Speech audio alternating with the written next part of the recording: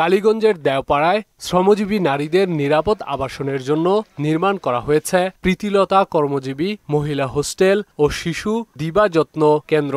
নির্মাণের পর থেকেই ৬ তলার বিশাল এই ভবনে মানুষ না থাকায় অযত্ন অবহেলায় বাসা বেঁধেছে মাকড়সার দল। কর্মজীবী নারীদের সুবিধার্থে অত্যাধুনিক লিফট বসানো হলেও তা দীর্ঘদিন ধরে অকেজো। পরিষ্কার পরিচ্ছন্নতার অভাবে ভবনের প্রতিটি স্তরেই ময়লার স্তূপ জমেছে। নিজেদের টাকা দিয়ে কিনা আমাদের ব্যবহার করতে হয়। বাইরেতে আমরা পানি 3 তলায় নিয়ে যাই, অনেক কষ্ট হয়। অতি শীঘ্রই যদি কারেন্টের ব্যবস্থা করে দেয়, যেহেতু লাইন কেটে দিচ্ছে, সেই ক্ষেত্রে আমি আবেদন জানাচ্ছি সরকারের কাছে।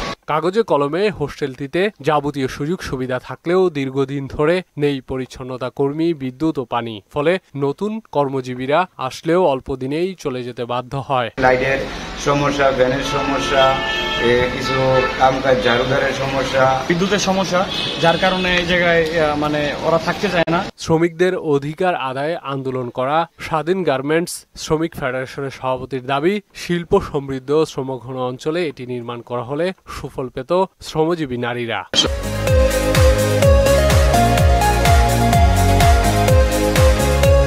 সরকারের কাছে আবেদন করব, যেখানে আসলে শ্রমিক ঘনবসতি এলাকা, সেই এলাকায় যাতে এই ধরনের হোস্টেলগুলো তৈরি করলে শ্রমিকদের অল্প খরচে থাকতে একটু সুবিধা হয়। নিজস্ব আয় দিয়েই হোস্টেল পরিচালনার কথা থাকলেও বরাদ্দ না থাকায় এমন পরিস্থিতির সৃষ্টি হয়েছে বলে জানান হোস্টেল সুপার।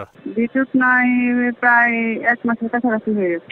আমরা ওই দপ্তরে করছি, এটা আপনার বরাদ্দ নাই তো, এই জন্য হচ্ছে না আর কি। বরাদ্দের জন্য আবেদন করা হয়েছে, বরাদ্দ আসলেই হয়ে যাবে। এই আবাসনের 53টি কক্ষে 124 জন কর্মজীবী নারীদের আবাসন থাকলেও বর্তমানে বসবাস করছেন মাত্র 13 জন। আর শিশু দিবাযত্ন কেন্দ্রে এখন পর্যন্ত পাওয়া যায়নি কোনো শিশুকে। ভবনটি নির্মাণ ও উদ্বোধন করেই যেন দায় সেরেছেন মহিলা বিষয়ক অধিদপ্তর।